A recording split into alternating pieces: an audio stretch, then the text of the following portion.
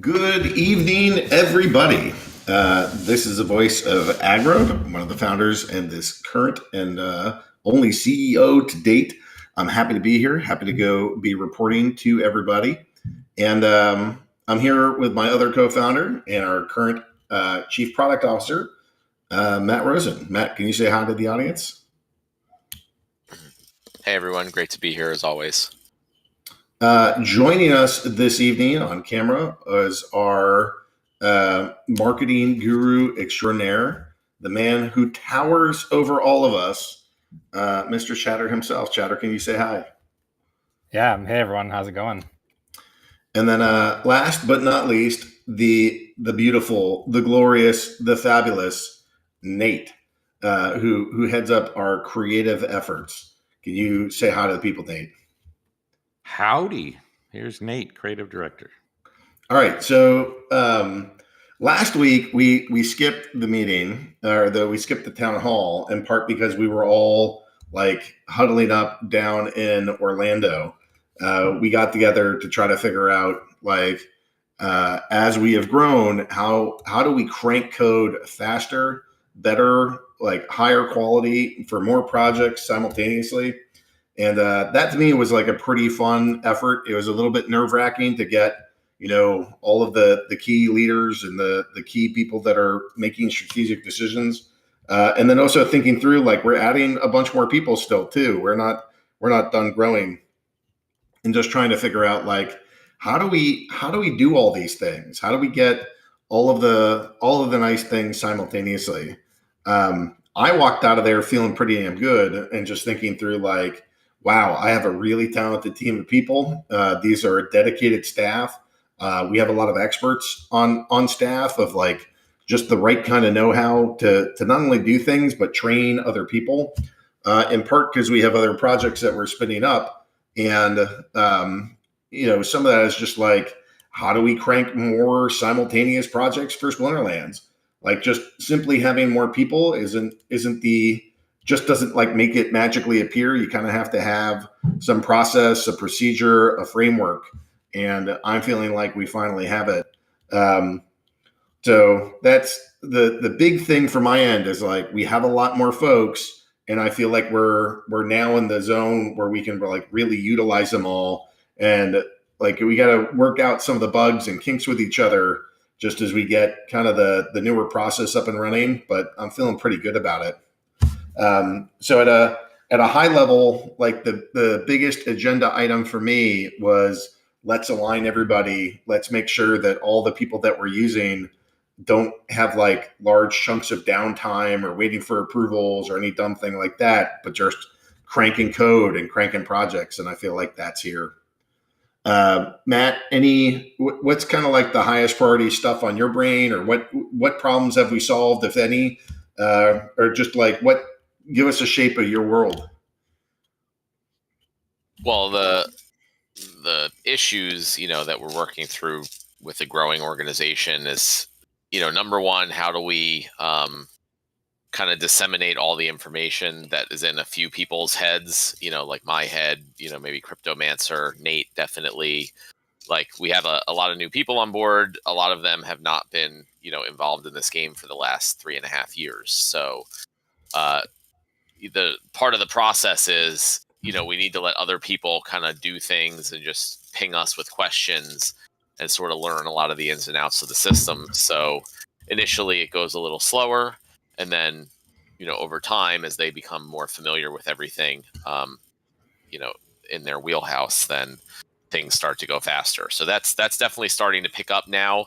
I mean, this was when we kind of went away. This was sort of a test for me to see if I could be away for a few days and not work, and things would still get done and still be moving forward, and the development still moved forward. Lots of stuff was being done, bugs were being fixed, all this stuff was happening, support was moving, and I didn't have to be, like, directly involved in everything, which is kind of the first time that ever happened for me since we started the game. So that's really good. And my focus continues to be primarily on the SPS validator nodes, which we talked about a number of times. There's been a bunch of things that came up in building it out that, I didn't anticipate. So it is, it's taking a little longer. But we're still working through those. And then, I'm also still involved in planning and discussions and economy designs for a lot of the other projects that we're working on that you'll be hearing about soon. All right. Do you want to give, while we're here, do you want to give kind of a status update for the validator nodes? Like, everybody wants to know what are timelines, but also just not only timelines, but if there are challenges, what are they? Are they insurmountable and the project's dead? Are they tiny little bug fixes and we're good to go? Like, what are your sentiments on the project, and how do you think that moves into potential timelines for release? And do you have I get a lot of questions around how do I run one? What are the requirements going to be? Like, are you narrowing in on what the community is going to need to be an SPS validator? Yeah, the bugs and issues are not that big of a deal. One thing we talked about before is that the validator node needs to get all of the transactions from the Hive blockchain, obviously.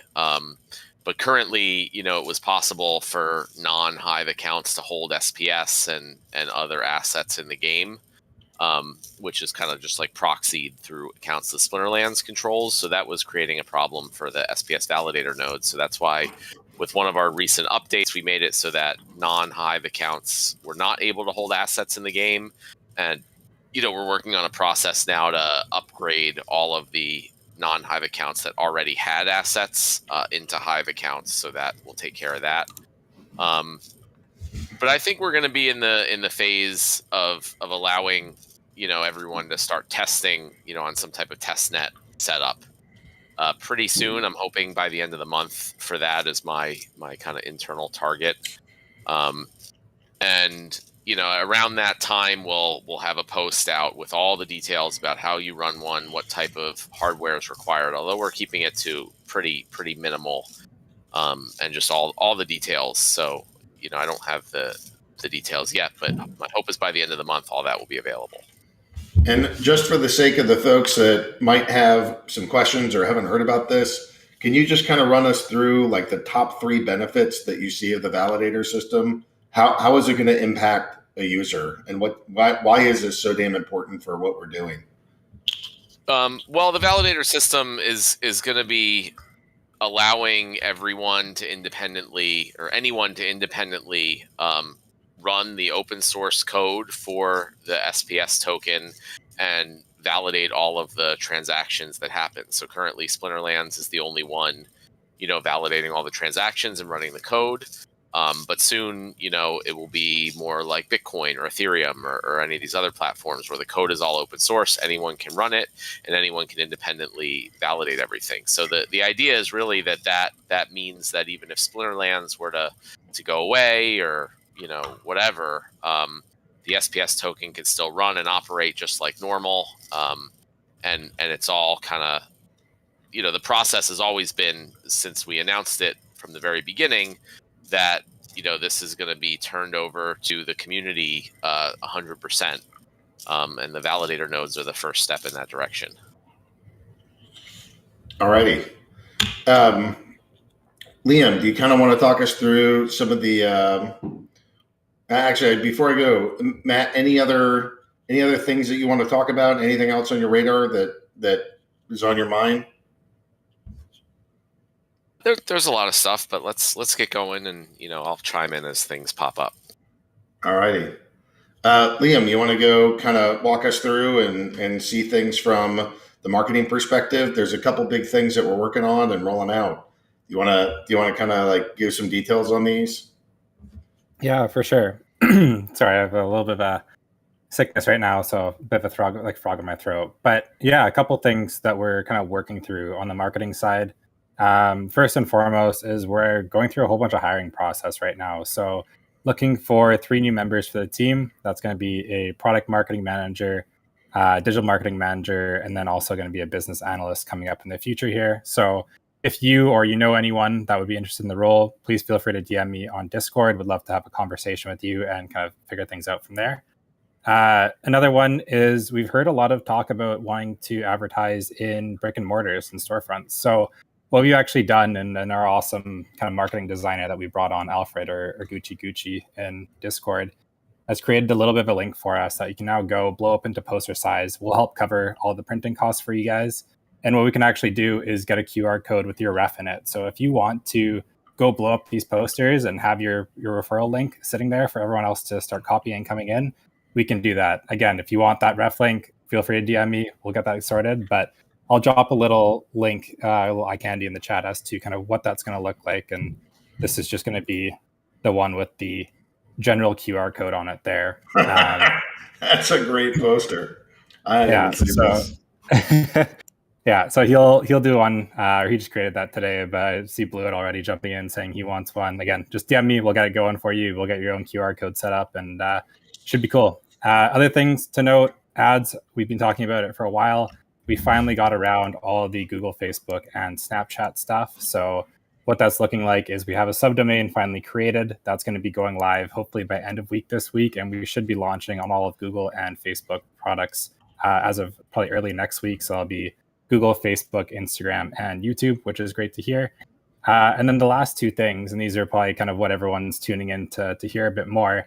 Imagine Dragon, the ads are live. We started kicking off as of last night in the show. Our incredible Nate was actually at the show and got to witness the ads firsthand, which is really cool to see. Unfortunately, the video quality wasn't good enough, but we're going to get them to send us a whole bunch of videos of those ads. So hopefully this time next week, we'll have more to share on those in terms of actual visuals. But really cool to see. Super happy we could get that going. And then last off, and this is going to be the biggest one of all, is we are looking to launch a partnership with rapper Waka Flocka.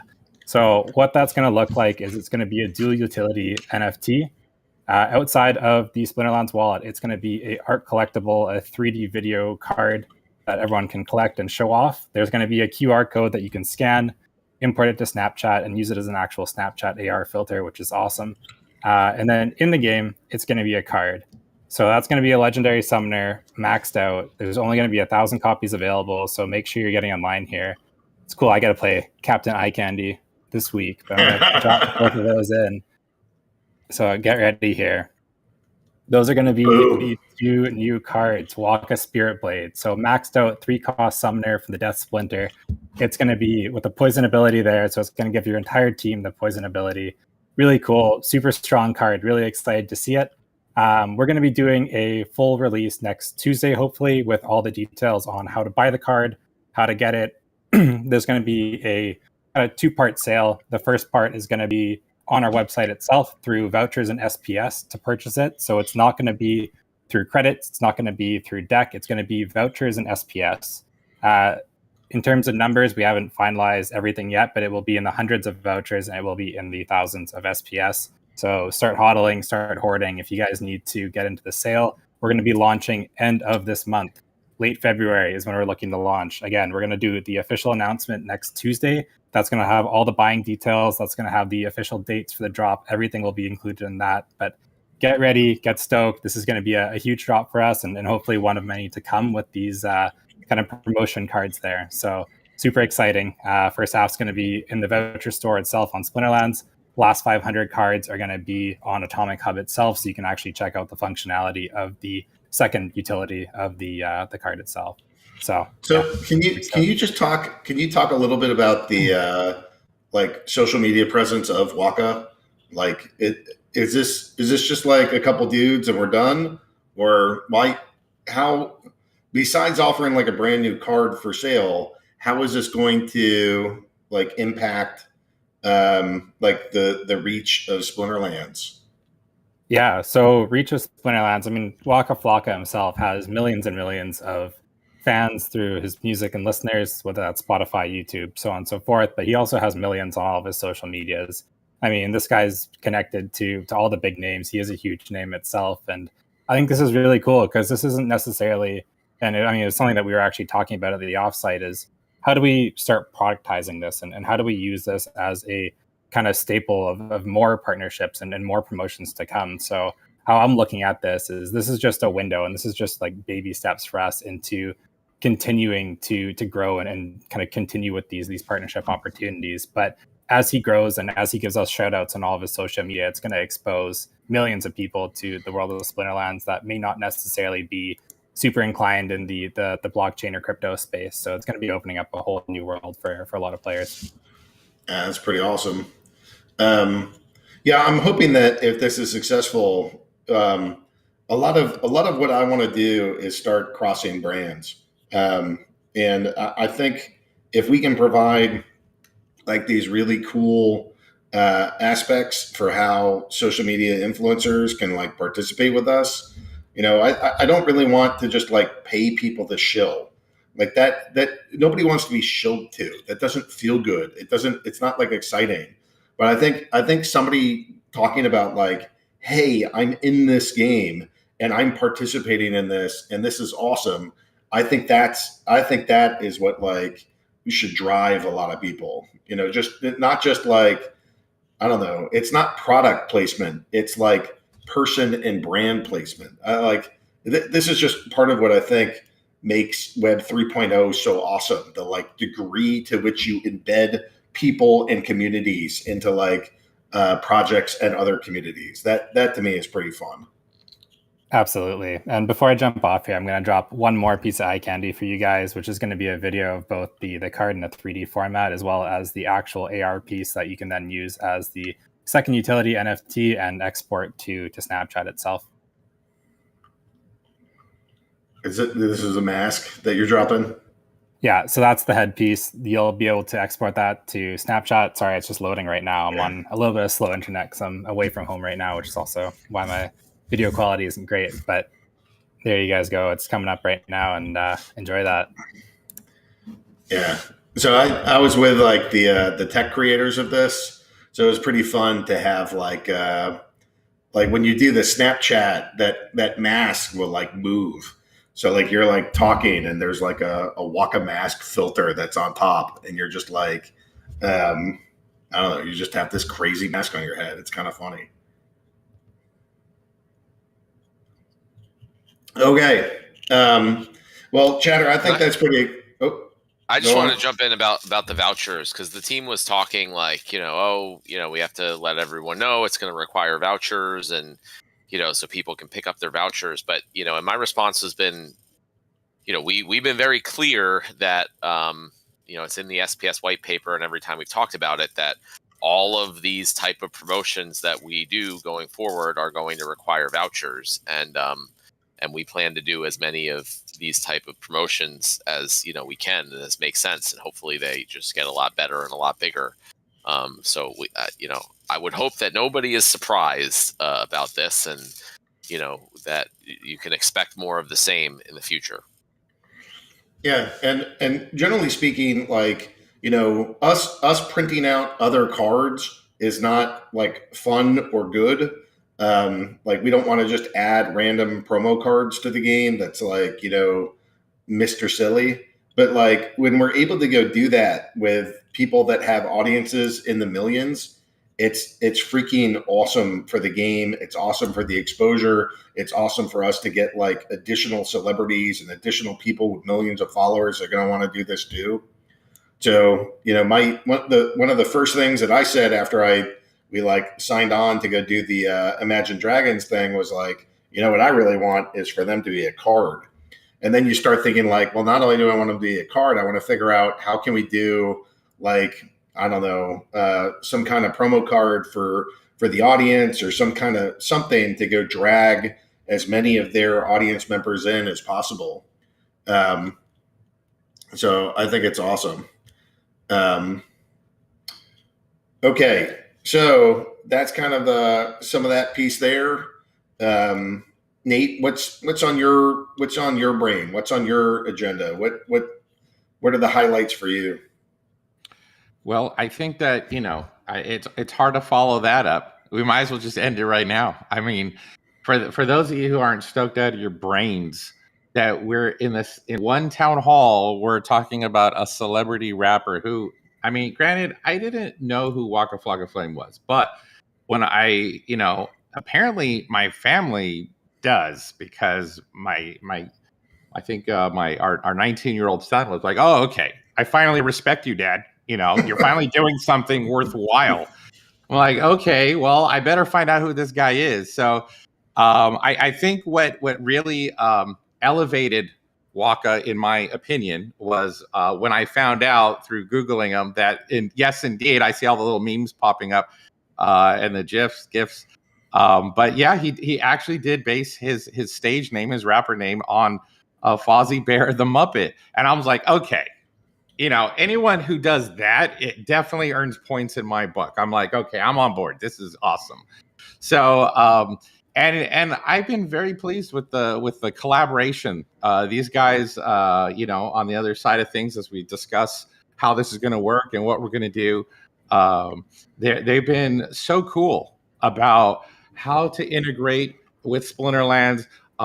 Totally cool with the narrative team kind of running with how we're going to integrate Waka into, you know, he's not going to walk around this fantasy world as a rapper, and the mythos that we've created to support the character is perfect. It's an incredible. I can't wait for you guys to read the lore, to read the background, and we're probably going to be on at the time that it launches. We're also going to release additional published additional lore and voice acting and YouTube video and all the rest to support what this character Waka Spirit Blade means to the Splinterlands. And it's not just a celebrity promotion. It's going to be, you know, tie in with the Chaos Legion storyline. It's going to do it seamlessly and not in a corny way at all. It's actually very cool what they've come up with. So I'm pretty stoked with that. In line with that, let me see. Do I have anything that I could share that? Because I really, you know, don't want to just jump on other things. When we originally were approached by this idea, we're like, well, how are we going to create this guy? So I took out the iPad and I made this really quick sketch. And this is, for those of you just kind of want to see the progress and evolution of where we started and where we came from and where we're going. So this was an original sketch that I threw on my iPad to give to the character artist. It says, okay, I don't know how we're going to do this, but we need like this rapper and we got to somehow make him seem like he belongs in the Splinterlands. And so I was trying to get that point across. So we got this very thuggish look about him. I said, okay, let's make him kind of, and what they did is they took a little bit of that. You could probably see a little bit of that sneer in the card art, but the direction they took it is actually way better than my initial concept. In fact, for those of you who are aware that Alex joined the team, she won more than a few contests. Let me see if I have some. Here's her take on Waka, and it's used for social media promotion stuff, but it just has his name with some of the artwork. And I think her take is also pretty cool in that's awesome. in how he's presented. So that's a cool little, I guess you can call that a wallpaper. Use that if you want to kind of promote what we're doing here. And you're going to see a lot more of that type of artwork. Eventually, and some of that artwork's going to be used for, I would say, in about what? I don't know, maybe like a week, or I don't know, don't quote me. Sometime soon, you're going to see a countdown page show up on the shop. And I guess I could show you what that looks like, because that looks pretty cool. It's part of the UI. Now, anything I share, let me preface this by saying everything's subject to change. So don't go saying, okay, this is exactly how the screen's going to look. This is us kind of putting stuff together. And as we have back and forth with the devs, and the front end developers are going to be like, well, maybe this works or this doesn't. But so far, so good. It's going to look very similar to something like that. So we got a cool Waka logo going on, and it kind of is supported by lore, and it has that cool little amulet totem, which is also we've integrated in part of the lore. And speaking of that totem, what Agro said was very cool. I already tried the Snapchat filter and put that big old honking gold skull thing on my head, and it does look pretty cool. I like the whole 3D and how it works. So that's another incentive for those of you who want to use that cool skull on your profile in Snapchat or elsewhere. I'm trying to see what else I got that could support the whole. I got some stuff, but I don't know. We could do that next time. And so I think the point I made initially was, how can you not be stoked out of your mind that we're talking about Waka Flocka Flame has a huge following.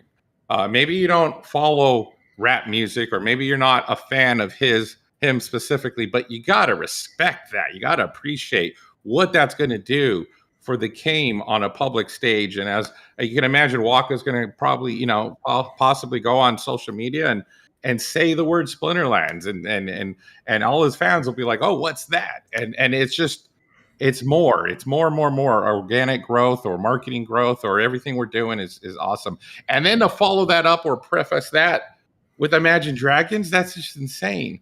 So, I think it was mentioned that, my family and I went to the concert last night.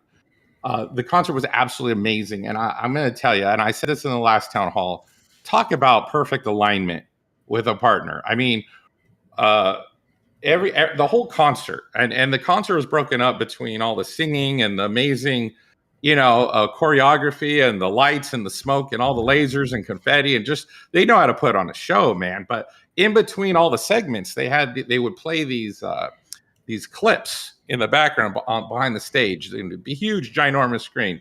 And most of these clips were meant to, these videos were promoting their album art. And it was my kid, Coolie Time, who pointed out, "Dad, you know what that is? That's their third album or their fourth album, and that's what they're portraying up there." And I'm like, "Oh, I didn't know that. I sound like, a dad." But my wife, Rainey, made the observation that, geez, I mean, if you tuned out the narration and you just looked at it as a Splinterlands player, you would think you're looking at Splinterlands stuff.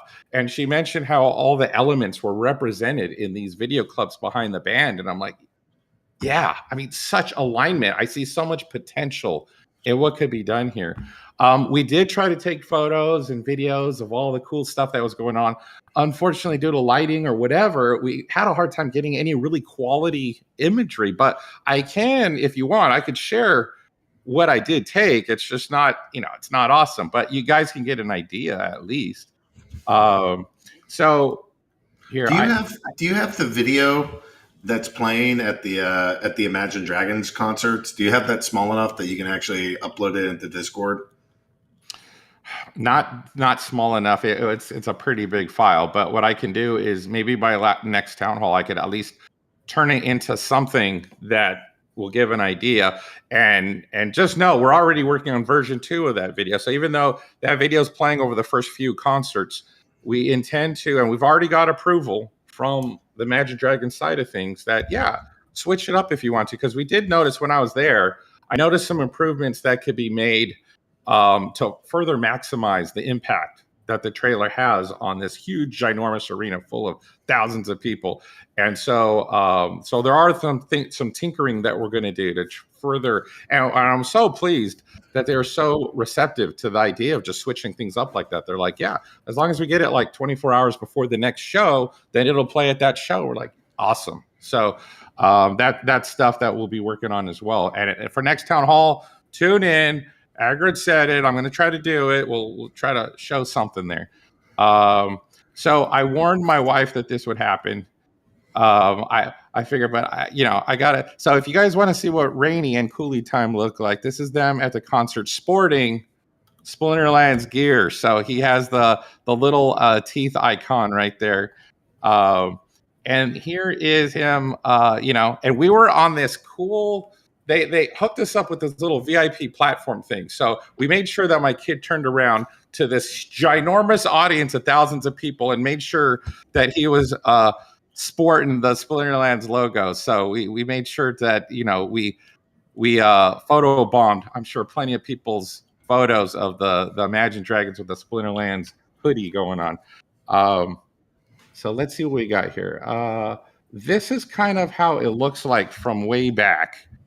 We're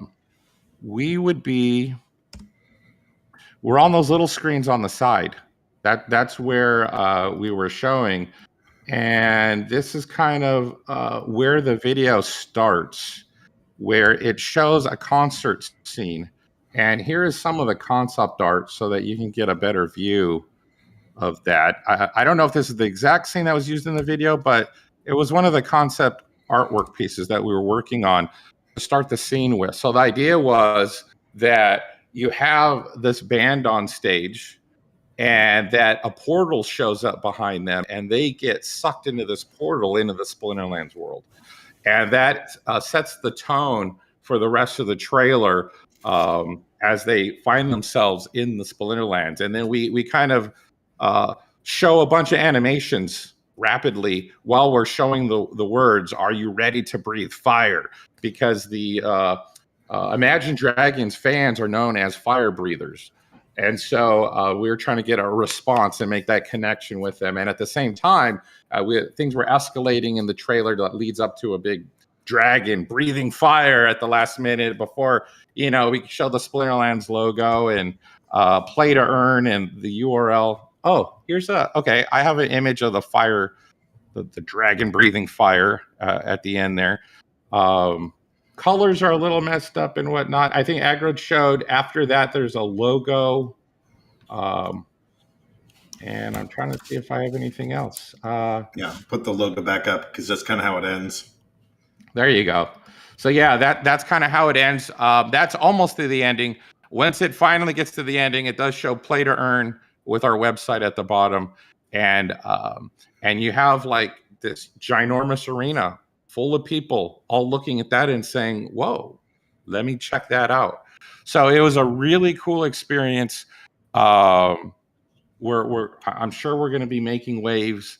And as we, further discuss, not just with Waka Flocka, not just with Imagine Dragons, but with, all the different celebrities and brands and all the different partners and collaborations that I'm sure are going to be coming. It's an exciting time, man. I mean, for those of you who said, if only I was there at the beginning. Okay, you're at the beginning. I mean, yes, there are people who came before you, but these are all things that are happening right now. You're at the cusp of these monumental, amazing collaborations and partnerships happening right before thousands of people in arenas all over the country, no, all over the world. I mean, they're going to be traveling the world. All over the world, there's these people who are seeing this for the first time. Something that you already know about. Something that you guys are already earning vouchers and governance tokens for. You guys should be excited. This is amazing.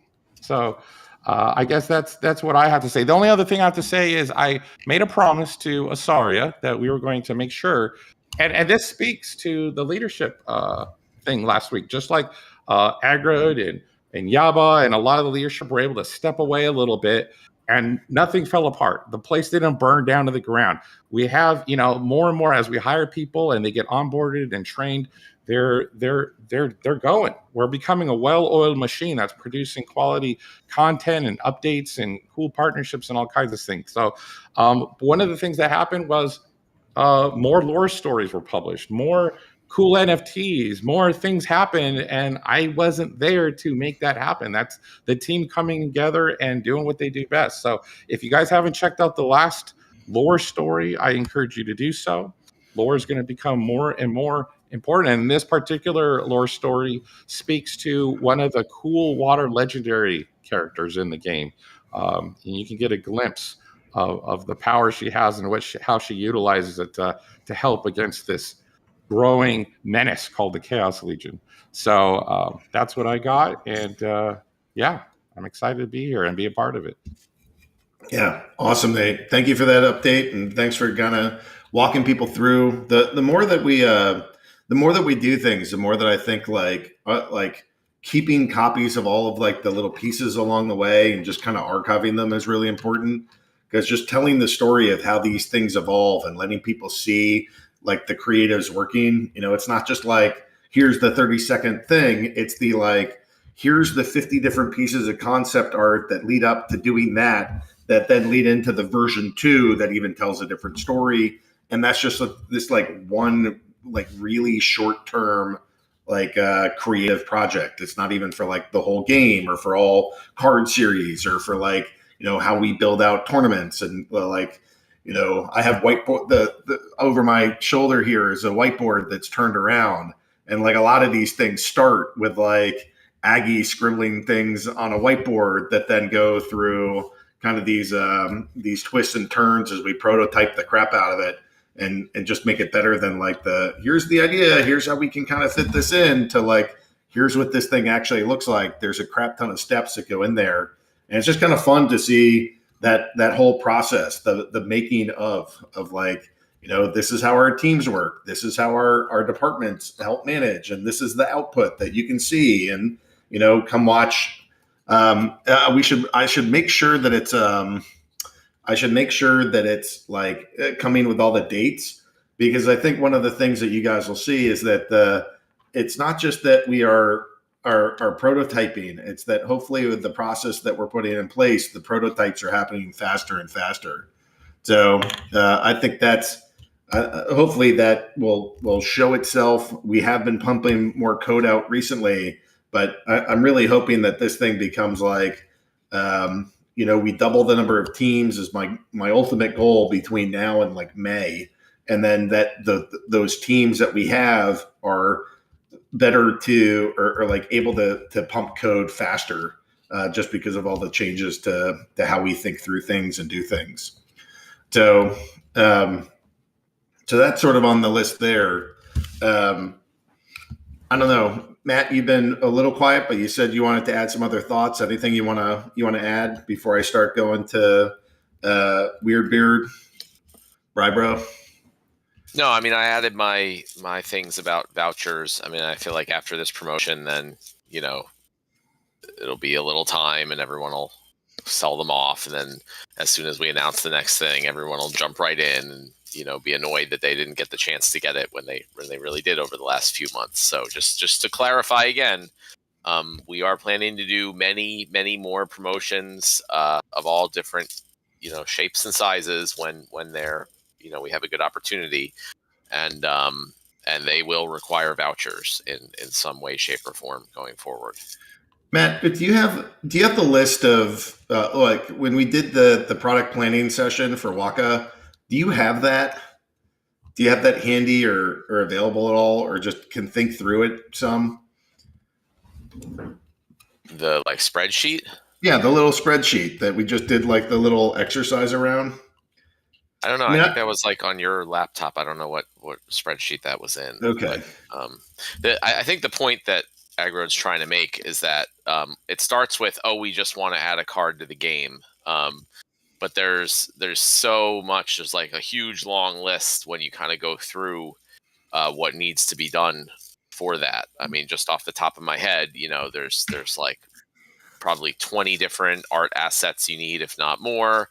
You need to design the stats of the card, which means like, which is a whole process of looking through all the existing cards and, balancing and all that stuff. You need to design the economics of the card. How many are there going to be, working with the external partner in this case, the pricing, what tokens, all that stuff, how it's going to be sold exactly, creating the content on the website, the pages for selling it. We need obviously the wax bridge, so you need to add the wax template on Atomic Hub, and then there's going to be a different sale on Atomic Hub for this card. You need to get the marketing team involved, make sure everyone's on the same page. So that's just like a quick. There's even some more things I'm probably forgetting, but like, there's a lot of work and a lot of little details and a lot of people involved in even what are considered relatively small projects. So when you guys are like, all you've done is put a card in the game, great. Like I hope you guys have some I have not demonstrated good leadership in this particular aspect of like recognizing just how much work goes into just, hey, let's just do this thing. It's never just let's just do this thing. It takes like weeks and or a month of like a good team to like balance, build, create, prototype, market, design, like work with partners and do all this stuff. And we don't really want to do anything half-assed. We want to do it a really good job, so that by the time that these things hit and land, you guys are all dropping jaws, not asking us, why are you wasting your time on this stuff? So this to me really represents like the beginning of what we're doing and the process going forward. And hopefully this is something that you'll see a lot more of, not just a one-off. So, plan accordingly and just hopefully you guys have some appreciation when you're like, when moon, that like these things don't just like automatically appear. They take whole teams of people and not just like one or two. There's so many freaking tasks that have to get done to do even these little bits. Okay. So now let's go with WeirdBeard. WeirdBeard, are you live? Are you able to speak and say hi? I am here. Hello. All right. So I've been stoked since you joined the like whole tournament thing. So my board member, his name is Ed, and Ed, I think it was Ed that was talking to me about like mental shelf space. Mm-hmm. And like I have had for a long time, tournaments has been a major mental shelf space. And I don't know if folks know this. I didn't like interview you in the hiring process. We just like let the teams kind of figure this out and run with it. And so the first time that WeirdBeard came on air was the first time I had heard him speak or even knew he was coming. Somebody might have told me, but that doesn't, just because somebody tells me stuff doesn't mean that it like sticks in my brain yet. So, but I just want to say, I have had my like mental shelf space for tournaments has been like nearly non-existent, which is the first time I can say that in like 2 years, because my brain went to like, oh God, I have to deal with all of this, to, oh, that's delegated to WeirdBeard and I'm sure it'll work out fine. So thank you. And then hopefully you can kind of walk us through the first little bits of this and then the next little bits and then just other general bits that you would like to share. Perfect. First, this is my cat Noodle. She's going to go. This is the cat tax so that everybody will stop yelling at me when I start talking about tournaments here. All right. Now, to get into it, I have spent the past 2 weeks while tournaments have been on pause, listening to the many people that it has pissed off. But on top of that, we have done our competitive survey on top of really making sure to reach out to all the different players, right? We're not just talking to Mavericks. We're not just talking to low-level players. We're talking to players of all, shapes, sizes, how big their decks are.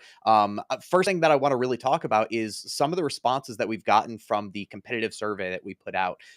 We got over 600 people to respond to our survey, which seems like a low number. But when you think about the fact that this survey takes about 20 minutes on average to complete, that was 600 people who were willing to dedicate almost half an hour to going through and giving feedback on stuff like this.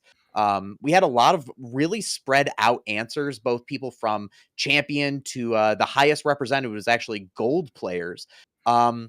And we really dug into kind of what makes tournaments tick, right? Like when you say that tournaments occupied a lot of mental shelf space, it's because it's not as easy as just, hey, click the button and let it run, right? Like there's many other things that go into that.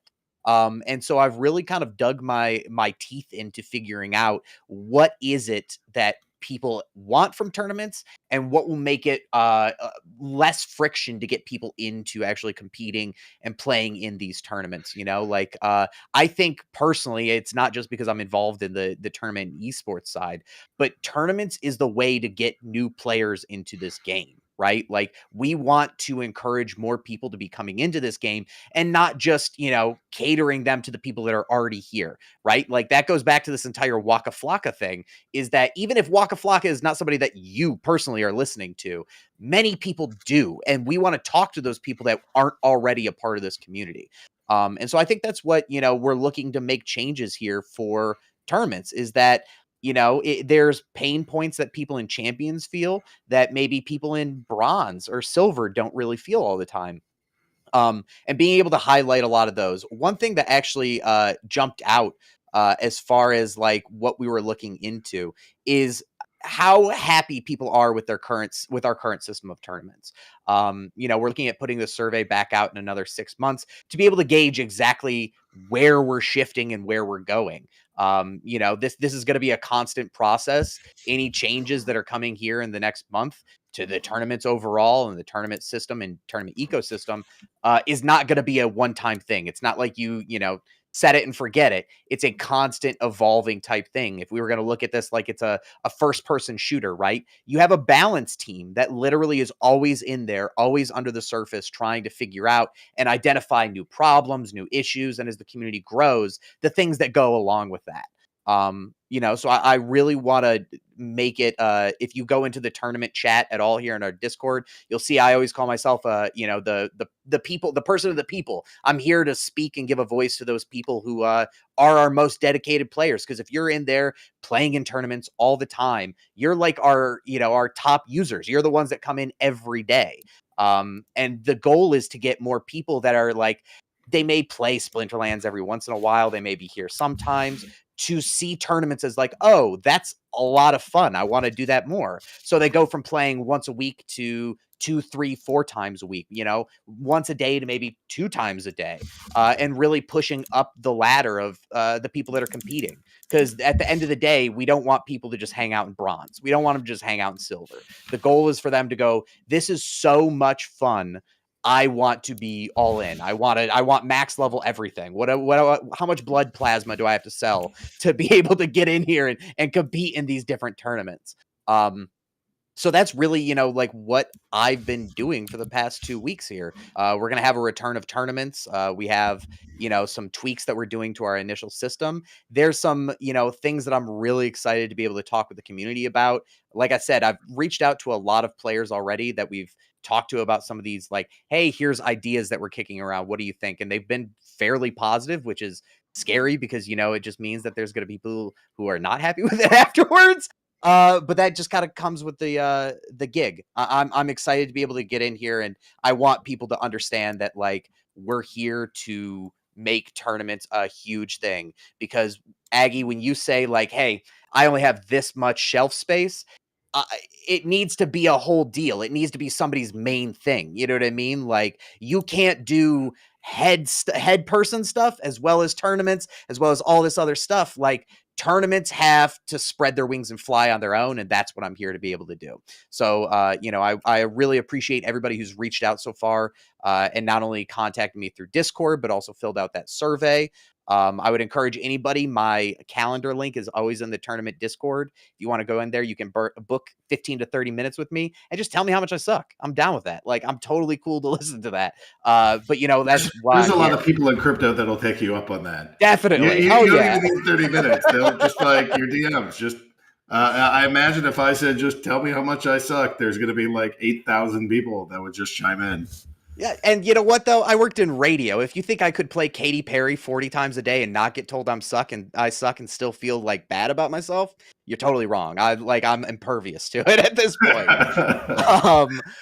So one other thing I really want to mention, we announced it today, and it's coming up here soon. We have our Bulldog Bash Diamond League tournament with the ever-present Bulldog here. If you guys want to be competing, it's held on February 26th.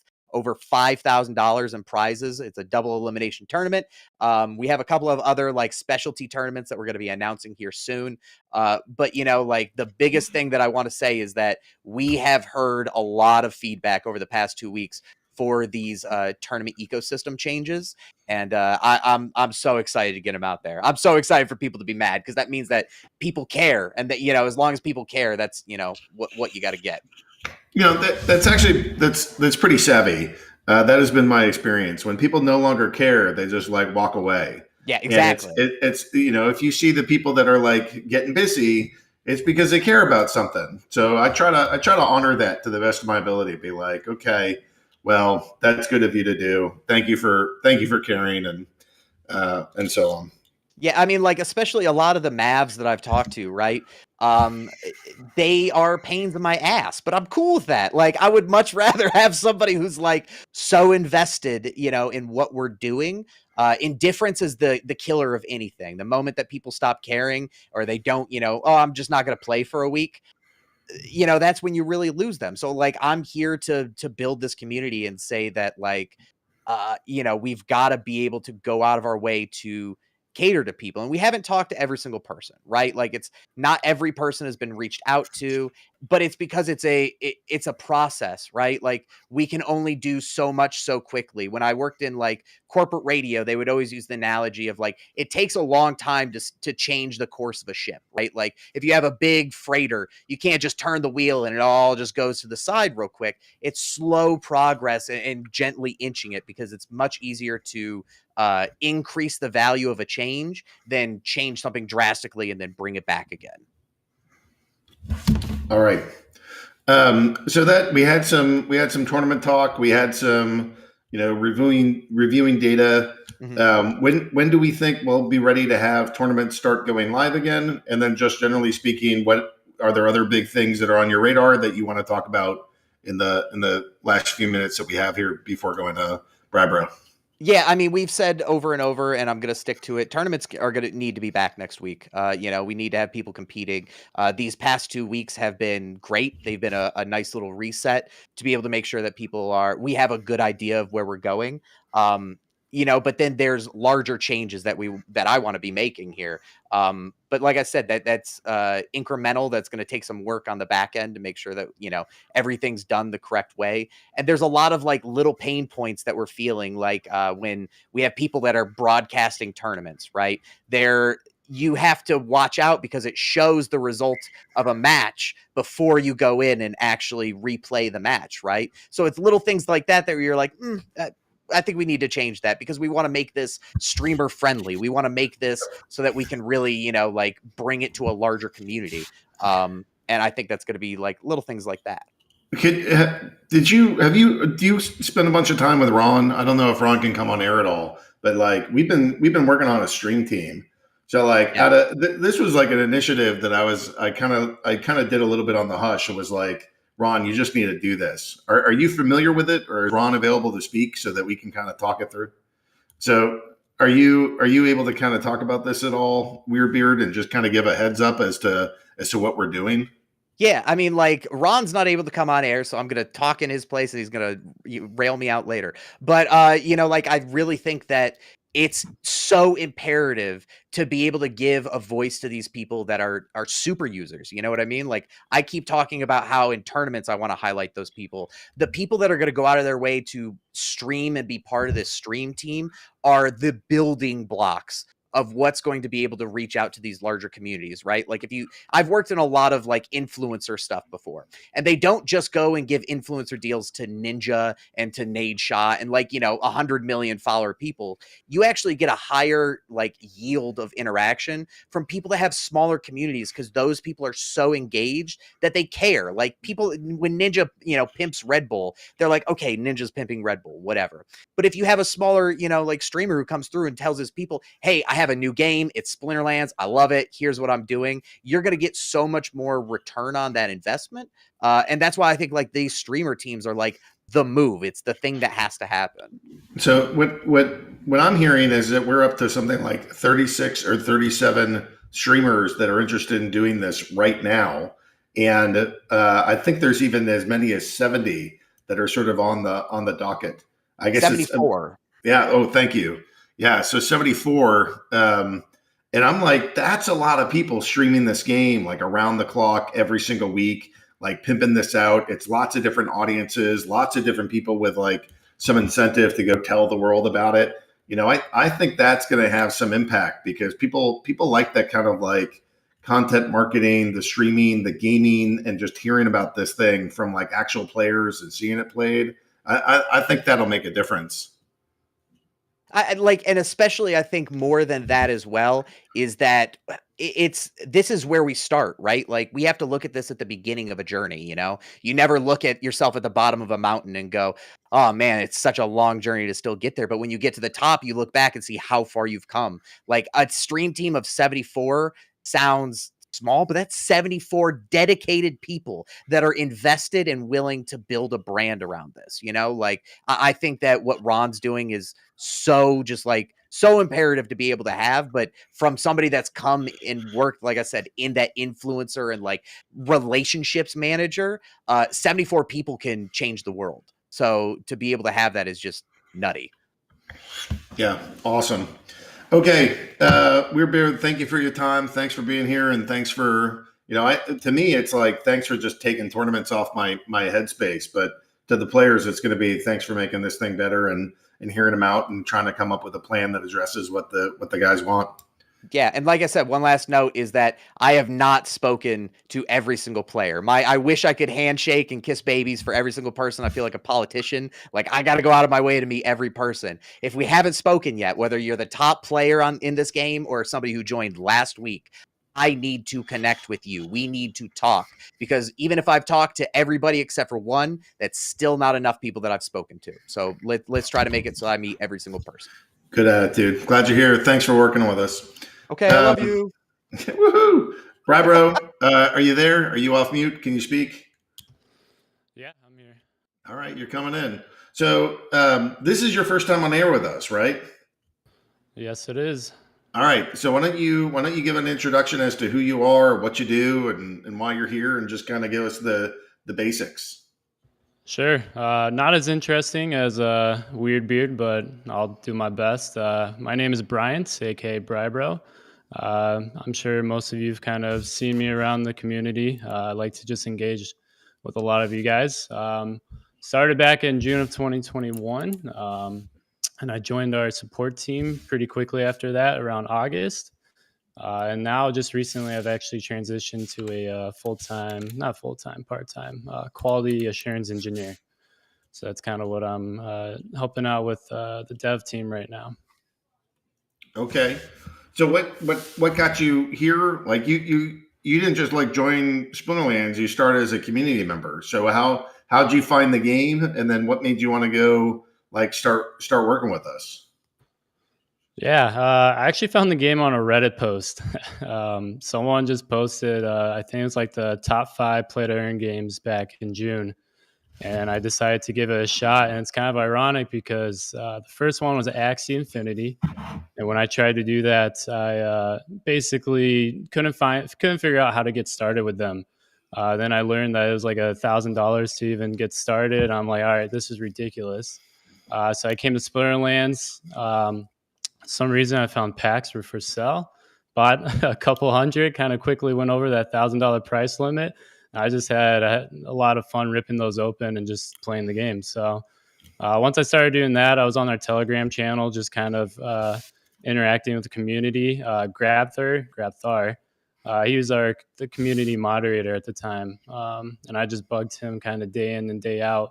Until I realized he's kind of getting overwhelmed. So I volunteered to help. And then that's just kind of how I got started with the team. So can you give us some more details on what you're doing now and how you're helping and what your like day-to-day looks like?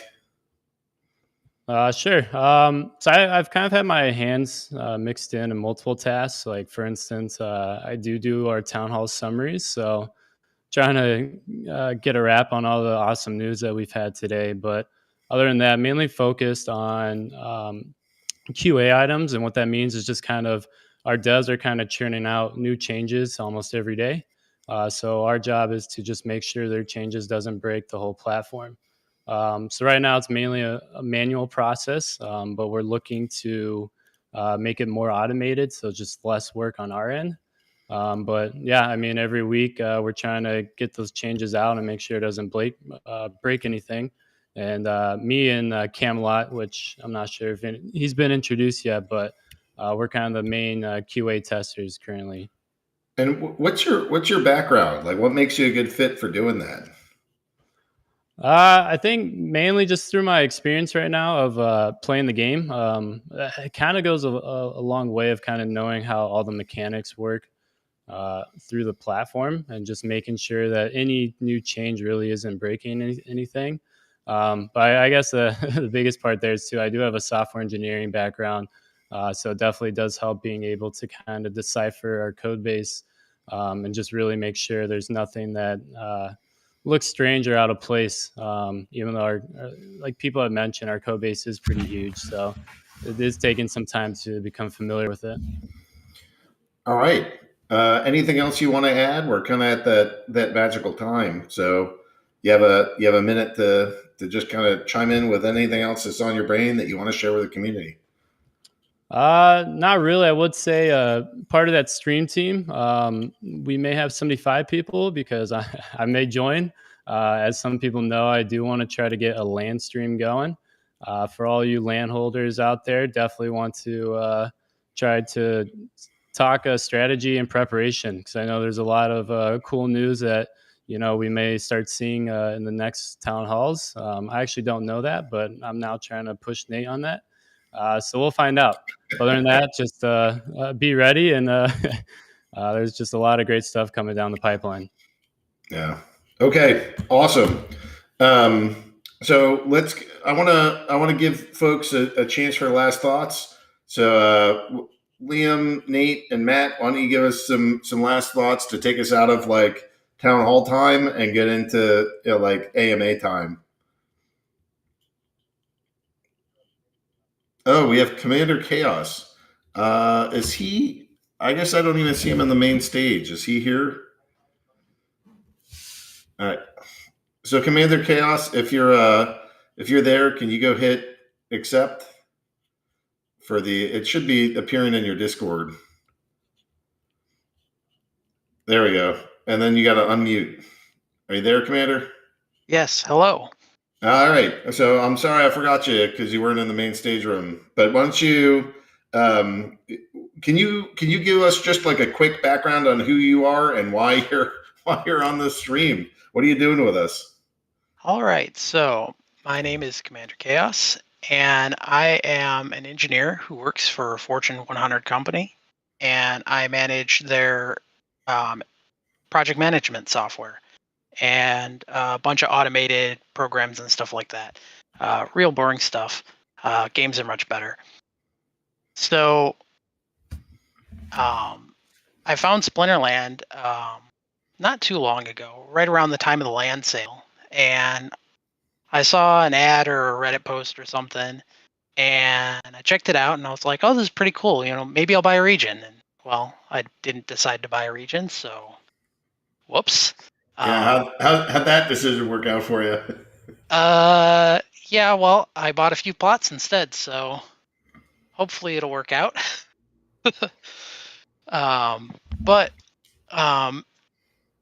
So I got drawn into this game, and because of my programming background, I kind of started tinkering with some of the APIs and stuff.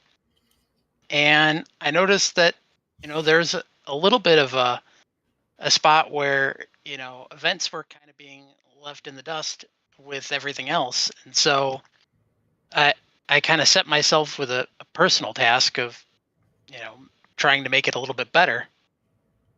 And so I wrote a bot, a friendly kind of bot, not the other kind.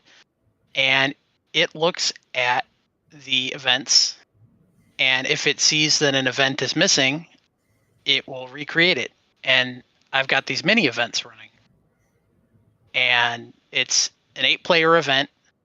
There's going to be one for each league and one for each coin, SPS and DEC. 24-hour rounds, and the top 4 players will get payouts. And what's it basing that payout metric on? What do you mean by that? Well, if there's going to be payouts, how do you know how much to pay the payouts? So it's 8-player sit and go. So it starts once there's 8 players in the tournament. And that's it's a bot that's running and just keeps regenerating those tournaments? Correct. That's pretty handy. And then we got you whitelisted for that, so that these things just keep on reappearing whenever necessary. So that's a really elegant solution, because generally my problem with like the sit and goes is like, it's a giant pain in the butt to go list like 8,000 of these things. So, and then I don't want it clogging up like the entire tournament list. Right now it doesn't really matter, but when we have like all the tournaments running, I don't want players to have to like search through 50,000 tournaments that are like these little sit and goes to try to find it. So I'm pretty excited about that. Thank you. So that's kind of the first bit of what I've been working on. if you look at the tournaments, and I believe there's 2 of them live now that I've been testing with, most of the fees go back to the players, but a small percentage, about 15%, goes off to the quick match account, which is the account that's whitelisted. And what I've done with that is I've created a website, which I don't quite want to share just yet. I'm really close to launch. I'm hoping to launch Saturday. But what this is going to do is you'll be able to log into the website with your Hive keychain, and you'll be able to choose whether you want to fight for Splinterlands or whether you want to fight for the Chaos Legion. And once that choice is made, it'll be set for the season. And the season that I'm going to do 1-month seasons. And so once you make that choice, every quick match event that you play will accrue points for you and the team. And then you get points based on what league you're in. Only the top 4 places get points. So then at the end of the season, the pool of what gets sent to the quick match account will be divided amongst the winning team based on the number of points you have. Awesome. So, and the last bit on that is, with that percentage, it's 15% is what it works out to. 4% of that is going to go to another account that's going to be to buy cards. And then those cards will be delegated to the winning team based on the number of points. So that the idea is to get the hard to get cards that, you know, not too many people have, like this new Waka card. And then you'll have an opportunity potentially to have it for a month. Yeah, that'll be excellent. That's great. So what, I guess what's your ultimate goal with this? Like when a player has like interacted with this, the tools and the rewards and the platform, like what's your ultimate goal? What are you hoping that happens to players, or what are the ways that you think the players will feel and engage with us and our community? So what I think is going to happen is once, you know, the cards start to build up, I think that a lot of the frustrations that newer players have, and, you know, myself included in this, although I'm slightly a bit of a whale more now that I bought a bunch of Chaos Legion. But, you know, when you first encounter Yoden Zaku and it just completely wipes the floor with you, you know, to me that was a little frustrating. And, you know, when the end of season comes by and, you know, the rentals get more expensive, it's kind of hard to hold power. And so it's like, well, how can I solve that? You know, how can I make it so that, you know, people don't experience the same frustrations that I experienced onboarding? And I think that this will really help that. Yeah, that's awesome. You know, I think we see things like that with the Peak Monsters crowd of like, hey, I wanted to rent 10 cards, not just one, or list 20 cards for sale all at once, not just one. And we have community members that come in and like, you know, I'd love to make our site do everything that every player wants, and we just can't do it. And it's fantastic when third-party devs and people with skills that join our community and say to themselves, this thing is pretty awesome. Like, you know, we think that we can spread peace, prosperity, and freedom with this game, and it's worth my time, my effort, and maybe there's even a financial reward for doing it. I think it's pretty awesome. So kudos to you, and kudos to the third-party developers that are a wonderful and healthy part of our ecosystem, from the guys that provide, you know, card liquidity on the market to the guys that are doing trading bots. So there's, you know, constant trading.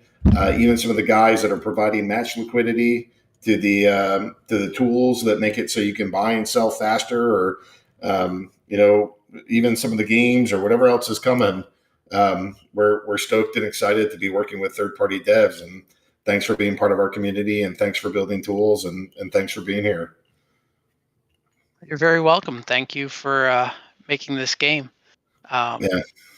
But before I drop out of this, I do want to say WeirdBeard has been especially helpful to me as I've been building this.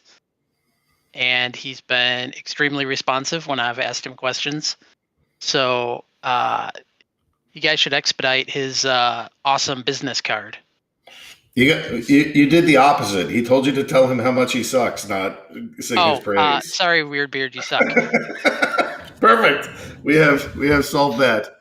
Anyways, again, thanks for doing it, and I'm proud of our team and proud of the professionalism that our folks bring and the passion that they bring. I think it's pretty essential to be a part of the team. Maybe you can sneak on and slip one past us, but you got to be peaceful. You got to be competent. You got to be an expert at something. You have to go be flexible because things change around here because we're growing. And I don't know, WeirdBeard is definitely doing a nice job of exemplifying a lot of those. So agree with you on that. I appreciate your time helping to build here, and thanks for being part of our community. Okay. So we're running a little bit later than I wanted to, so I'm going to cut this down a bit. But Liam, give us some thoughts coming out. Yeah, I mean, I'm just super stoked to see not only what this team can do, but what this community can do. I've been singing everyone here's praises, like talking about the SPS DAO and just kind of how stoked we all are that our community gets to interact with the game is going to be pretty awesome. So I'm excited for the things to come. Thank you for being a part of the community, guys. And just the tip of the iceberg, we're going to do some pretty awesome things this year. Nate, any thoughts to end the town hall with as we go into the AMA? Just that, stoked to be here, stoked to work on all this cool stuff. And then while we're talking about it, we're still working on Modern and Wild and changes to rewards and land and Rift Watchers and all the cool stuff coming. I mean, there's a lot going on, guys. So, every town hall, there's probably going to be discussion about the next thing and the next thing and the next thing. The train's not slowing down. If anything, it's speeding up. So keep that in mind. Yeah, it's awesome. Matt, any thoughts to end the town hall on? I had to find that mute button. Yeah, I don't know. I mean, there's just so much going on. And, it's just awesome to see that it's not all this super small group of people. And I don't know, we're building for the long term. I mean, I feel like early on, you always felt like everything was the biggest deal in the world, and every opportunity, wasn't ever going to come again, and you had to do everything immediately. And I think now that it's coming up on almost 4 years, it'll be 4 years in May. I've kind of realized that it only hurts things when you kind of rush stuff out to try to jump on every little thing that's happening. And I expect that we're going to be around 4 years from now also, talking about all the things going on. So I kind of plan for that more so, and all the little things, that seem kind of important on their own. It's like you kind of have to zoom out a little bit, take that over the course of many years, and not rush and make mistakes and problems, but really try to plan for the long term. And now that we have many more people on the team working on all the different sorts of things that are going on, I've had a lot more ability to kind of take a longer term view as far as design for the economy and features and just making sure everything kind of works together and isn't like these really quick rushed out fixes like we had to do in the past. So I think overall that's to me really really awesome just for the long term future of the product. Yeah, I think we definitely have kind of that. We're going through a corporate maturity, both by the size of people, the expertise that's on the team, the experience on the team, and the planning on the team. I really think that we're going through like a nice level up experience, and I'm stoked to be a part of it and trying to help steer this. I still am waiting to go kind of put some of these bigger deals out. And I don't know. I got one of the big legal ones out. There are some projects that we're working on that are pretty damn exciting, and I think can help shift where this company is going and the speed with which we'll get there. We have some ambitious goals, and hopefully I'll be able to talk about them in the not too distant future. So thanks to everybody on this team, and thanks for working hard to try to make this vision come into reality and spread peace, prosperity, and freedom to the people that interact in our ecosystem. So hopefully reality versus model is there, and can put in the set of questions. So these are the town hall questions. So just a brief reminder on sort of how the AMAs work. The first part is kind of general town hall, where we just kind of talk about what we want. Then there's an AMA that happens from the previous questions, and we organize it a bit. It's less about like censoring or changing. It's just like, let's put some order to this and give some topics and make sure that the questions flow. And then at the end, there's just like flat out whatever is in the audience, as long as it's PG-13 and not ridiculously rude, we'll go address whatever is out there from the audience. So this week it's only one page. So, it's 3 pages. Okay, so we got some questions to go through here. So rewards. It doesn't matter whether I meet the collection power requirements for the league I'm playing in to be eligible for the LB rewards. This is why the 7-day cooldown was introduced in the past. Looks like people are exploiting the shorter cooldown period. Any plans on closing this loophole, the leaderboard rewards? Yes, we do plan to close that loophole. I think there's a task for it out now. Sweet. Yeah, that's my understanding. All right. Cards and abilities. Are the new abilities like Recharge and Scattershot being looked at in terms of balance? Scattershot seems pretty unpredictable. Well, I mean, yes, generally we're always looking at everything in terms of balance, but Scattershot is random, so it's supposed to be unpredictable. And then what about Recharge? I mean, I don't have anything specific on Recharge. I haven't, I'm not aware of balance issues with that right now, but yeah, I don't know if there seems to be an issue. We'll look at it. Is there any chance that we can see the stats of the new airdrop, the new Dragon airdrop card, Carnage Titan? Yeah, as soon as that's ready, we will release the stats. Hopefully it'll be, much sooner before the actual airdrop than it has been in the past. Okay. Assuming there are still no legendary summoner sneak peeks, can we at least be told the mana and the general number of abilities they will have, and they will be QA tested or just unleashed? These are the legendary summoners. Yeah, I mean, I don't know the mana yet and the general number of abilities they will have yet. So we'll release that information when we have it. And if by QA tested, do you mean like play tested? And I mean, yes, we always try to play test new things as much as is reasonably possible before putting them out. I mean, I'll say, like, I mentioned earlier in the past, we were scrambling a lot more with things, and there were a lot of rushed things in the past because we had to. So it's one of the things I was talking about before is like, now that we have a lot more people on the team to work on all the different areas, we are able to get things out more in advance without having to rush, and can do more play testing, get more feedback, and hopefully have a better product as a result. Marketing guys, have you taken into consideration Twitch drops? Stupid.io games get huge interaction and viewing on Twitch, and Splinterlands could seriously benefit from that. Yeah, absolutely. We've considered it. So definitely on the table. As we kind of build out the stream team, I'm going to leave that to Ron. So I'll defer to him to answer that offline here, but definitely on the table. Sweet. Upcoming features, validators. What kind of knowledge is required for running a validator node? So the exact details of all that will be released hopefully in the near future. I have a target of the end of the month for details on that.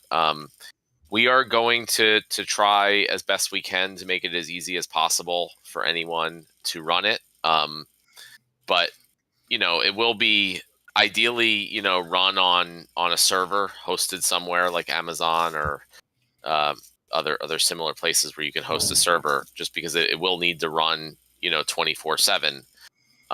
So home computers aren't always the best option for that, although it is possible. So generally, like basically setting up a server through some service and running, probably be in a Docker container on that server, and we'll provide as detailed instructions as we possibly can, and I'm sure people will make guides and things like that. That would probably be the the required knowledge, at least for the initial release. Sweet. Land. Will there be a second continent of land after Pretoria? Will it be different than Pretoria?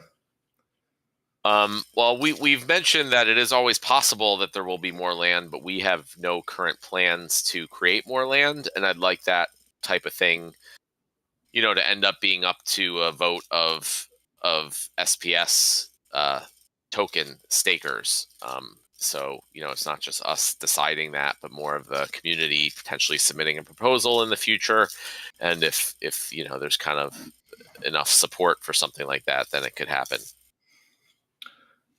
If I buy multiple plots, then can I request for them to be near each other when the phase 1 of land rolls out? Yeah, so I think the idea is that if you redeem your claims, so what's out there right now, if you have plot or tract or region tokens, they're claims for the actual NFTs. So when land phase 1 is released, and I don't have a timeline or ETA other than to say it's a very high priority. When you can redeem your land claims, if you can redeem many at the same time, and then they'll be next to each other. They'll be all adjacent if you redeem them all together. So you can just redeem, say, 10 plots together, and they'll be together, or you can redeem one at a time and they'll be apart. What is the time frame for introducing the modern versus wild split? I'm not that is like actively in development right now, with Cryptomancer leading that. I'm not sure if we have like an exact time frame or ETA. He's answering. Oh, okay. Yeah, I'll just let Cryptomancer talk about it. But that's like the very active in development project right now. He's saying too early to tell. We're still aiming for Q1, but can't give an exact estimate right now. Yeah, that was my general feeling, that hopefully it's Q1. So, we're mid February, so another 6 or 7 weeks, and hopefully it's there. But this stuff, it touches like a billion different things. So it's not just like, why don't you just add wild? I mean, it's like I don't know, it's a ton of stuff. One thing also to think about with that is, like, now that we have more, in the past we had like only a couple devs really working in parallel. Now that we have many more people, there's also lots of other stuff being rolled out, from like little fixes to like bigger changes at the same time. And then those can also affect larger projects in development like Modern and Wild. So there's more coordination involved to do all these things together. Will the Halfling Alchemist be allowed in modern format? Yes, it should be. It should be anything with the frame. If it has the Untamed or Chaos Legion card frame, it should be allowed. This question is, can we get a sneak peek at the voucher shop that was already shared by Nate? Some kind of teaser. That's kind of Nate and Liam coming together on that. SBS and DEC, when will we be able to buy DEC with a credit card?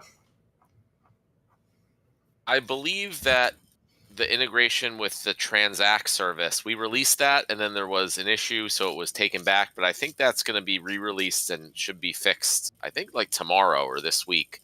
Don't quote me on that. And that will allow purchasing with a credit card, not in the U.S., but then we're also working with them and other services to allow purchases via credit card and bank transfer in the U.S. as well.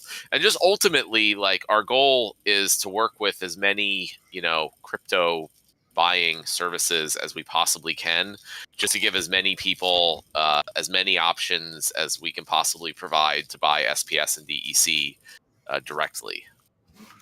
Will there be any sort of audit or history available for the SPS, the DAO controls? Yeah, I mean, yeah, that's something we can. I don't know if we have done this. We should put out a post that shows everyone the accounts that are part of the SPS DAO on Binance Smart Chain and the Ethereum blockchain, and then everyone can just see all the transactions there. But then ultimately, phase 1 is getting SPS validators out, but then phase 2 is that the top voted validators will actually be in control of those funds, which via multi-sig wallet. I think someone has like an airplane in the background or something. They could. That's a little. Mute. Oh, all right. Anyway, so I was saying, ultimately, hopefully in the not too distant future, the top validators will be signatories on multi-sig wallets that control all of those funds. And then, the SPS token holders will vote on the use of all those funds and everything. So everything should be auditable and available on the blockchain already. And then we can go from there. Why are level 1 common and rare cards in the Bound Summoners monster set, which I think he means the soulbound cards, why are they allowed on the rental market? Doesn't everyone already have these cards? Same argument with current common reward cards. Would it speed up rental market page load times to have fewer cards in the rental market? Yes and no. Okay. So first of all, if you rent the cards, even though they're level 1, and you may already have those with the starter cards, that it does add to your collection power. So that is one difference between the starter cards and the and a rented similar card.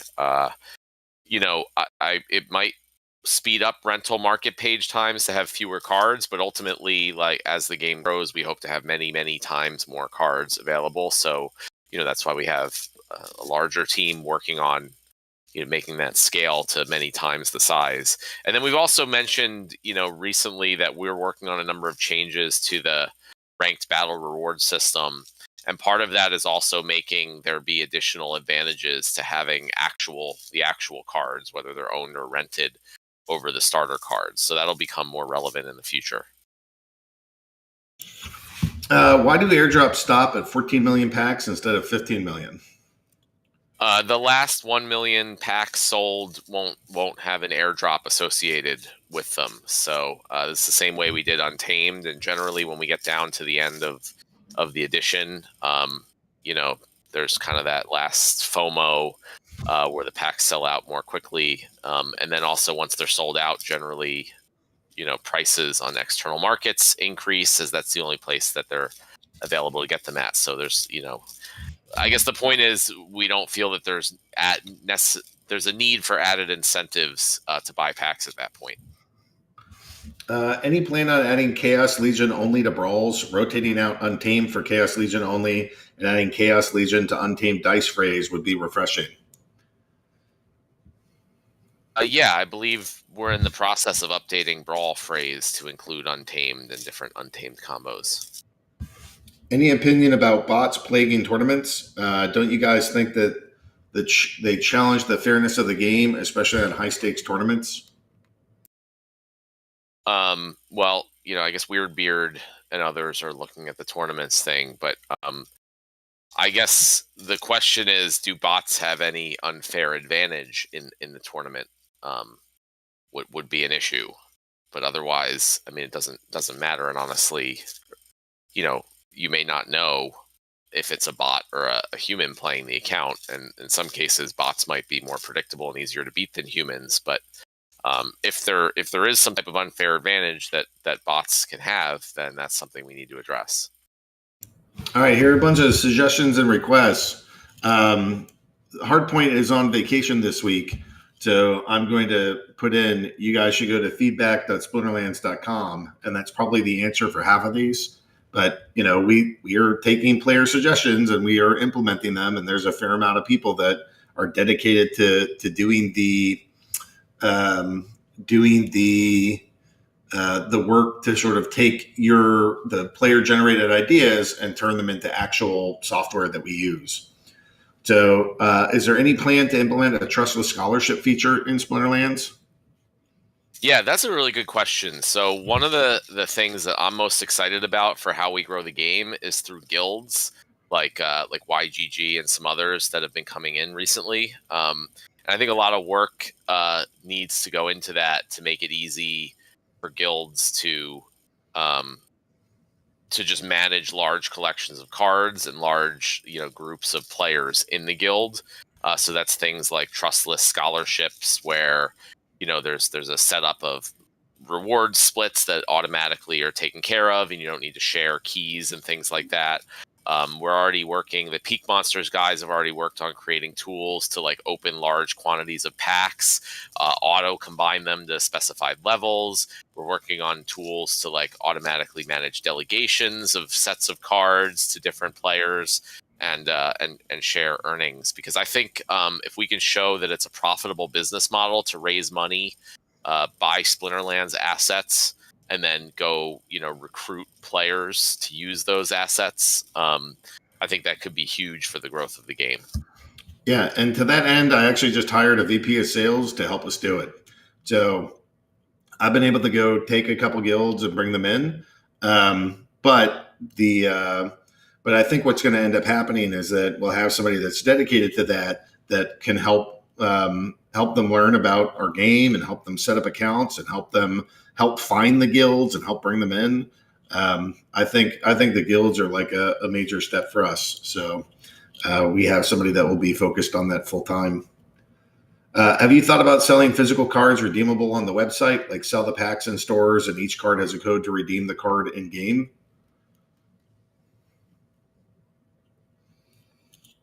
Sorry. Where were we here? Oh, I thought of selling physical cards redeemable on the website. Yep. I don't know. Do you have a thought on that?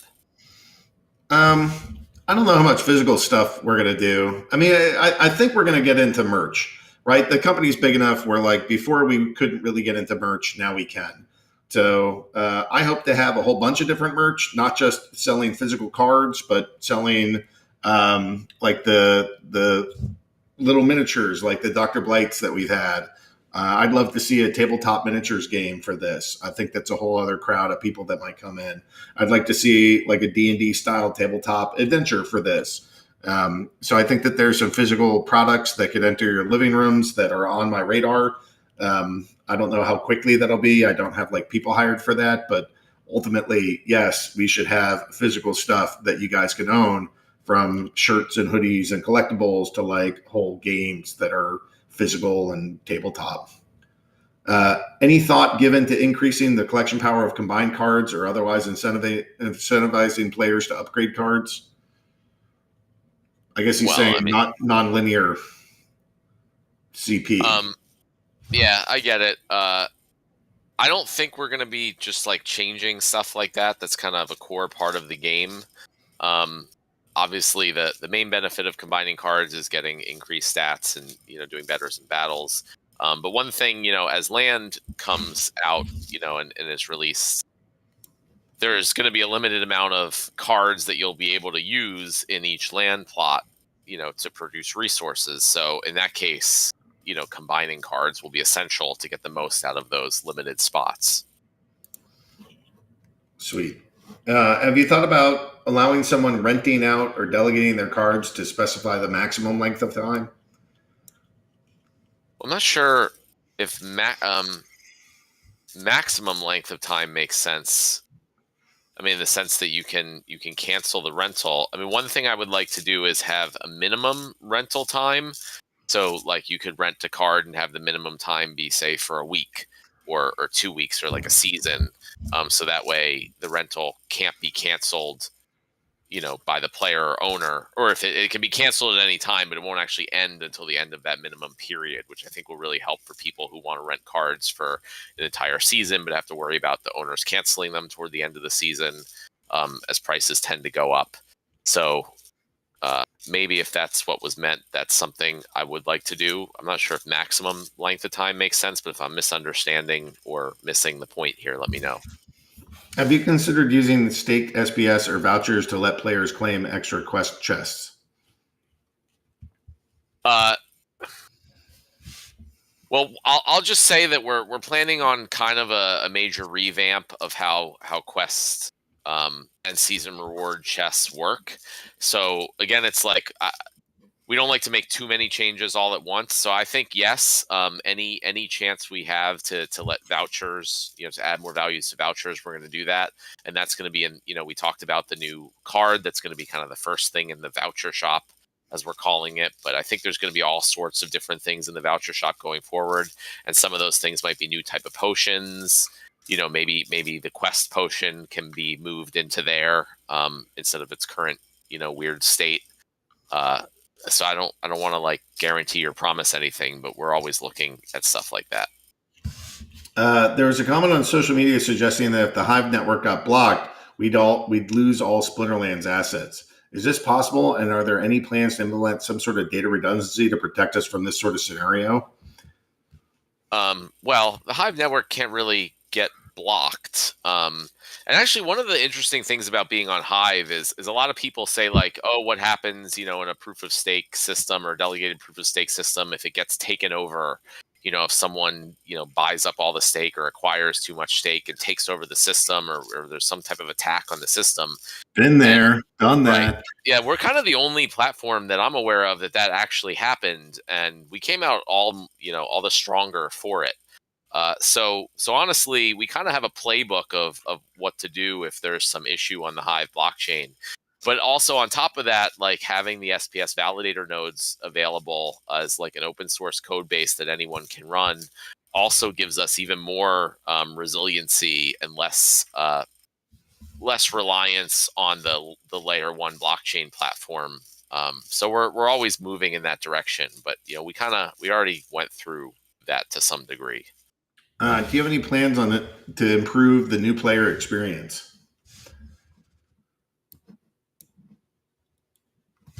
Well, the next question was, the mobile experience. Did I miss one? Yeah, you're right. Oh, yeah. Okay. So we can go with that. Any plans to improve the mobile experience?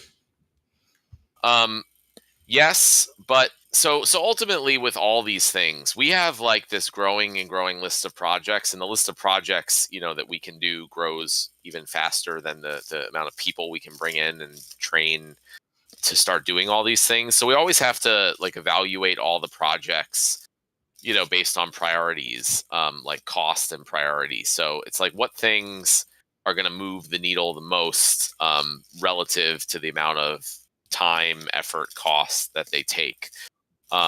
So yes, we definitely want to improve the mobile experience. I will say that's not the highest priority compared to some of the other things we're working on right now. And we also want to like not just kind of, take what we have and try to rush things into it, but really kind of take an overview of everything and see how we can make the mobile experience in a way that it doesn't constantly lag behind the desktop app. And then the question also asked about further details on land mechanics. We'll release more details on land mechanics when we kind of get more deep into that project. But right now, there's plenty of stuff available in the posts that we've done in the past. Do you have any plans to improve the new player experience? So yes, and that's what I've been talking about, changes to the reward systems in the game, which includes quests and season reward chests, and a lot of the new player experience, which is also, it's not just new players. I think a lot of times people conflate new players with players, who don't spend a lot of money in the game, because a new player could come in just because they're new doesn't mean they can't put a ton of money into the game and get up to Diamond or Champion League. And similarly, there could be players who have been here for a while and just don't have a lot of assets and are in lower leagues. So I think we want to improve the experience for both new players and players that aren't whales. And those are kind of separate but related things. And I think a lot of the changes we're planning to make to the reward system addresses that, because in the past we've had to reduce rewards, especially in Bronze League, to deal with issues with the economy. But once we fix those underlying issues with the economy, which is a high priority project right now, I think we can increase the rewards significantly, especially in Bronze League, but at all levels, which I think will just improve the experience for all players of all types. It just as an example, like, since I've been talking about this very vaguely, like, it just really sucks right now for players in lower leagues that you get like one loot chest with every day on your daily quest, and maybe like 5 at the end of the season, and you usually get, a potion or something. And that's kind of necessary based on some of the issues we have with the game, the ability to farm rewards, and the fact that we only have one type of loot chest that's available. It's the same for Champion League and Bronze League. So, one of the things we're planning on doing is making different levels of loot chests. So, like, bronze loot chests will be different than champion or diamond loot chests in the type of rewards they have, or the chances of getting certain rewards. And that way it'll allow players, even in Bronze 3, to be able to earn, like, a significant number of chests for their daily quests and for the season rewards. So instead of just getting like one chest every day, which is not a great experience, you could maybe get 10. But they won't have the same level of rewards as someone in Champion League who earns 10 loot chests. So this is just an example of kind of like part of the overhaul we're looking to do. And it's specifically to address those issues that we found make the game, not as fun as it could be for players at all levels, but especially in the lower leagues. Are there plans on updating the homepage? Could we add an update news area? Yeah, I believe that is a project that's at least been talked about. But again, like, we have to pick and choose what's really going to move the needle the most. So I don't know where that is in the priority list. Is there a way we can have custom battle mode where we can select the rule set, splinters, opponent, card pool, and match quantity? Yeah, that's also one of those things that's on the list somewhere. And I don't know if these are on the feedback.splinterlands.com site, but if they are, please feel free to upvote them. And if not, please suggest them, because we do use that to see what are the most requested features, and we try to prioritize those more highly. Do you have a sense of how many players are in each league when a season ends? Oh boy. No, not off the top of my head, although like the majority is in bronze and it goes down from that. I'll say there's like, I think close to 600,000 accounts in total that that participate roughly in the last season or two. But I can, if someone reminds me later, I can, or someone else on the team can pull some numbers. Okay, so Wizards, in your opinion, what is most important for building a successful crypto game? Rising fiat balances of player accounts, game graphics, or gameplay? My answer to this is, when we build around this stuff, it is community, gameplay mechanics, and economy. And I think it's an equal balance of all three. Yeah, I think that makes sense. I mean, rising fiat balances, I think, is a consequence, not something you like do. You work to make the fiat balance rise. You work to make a good product, and that will hopefully be a consequence of it.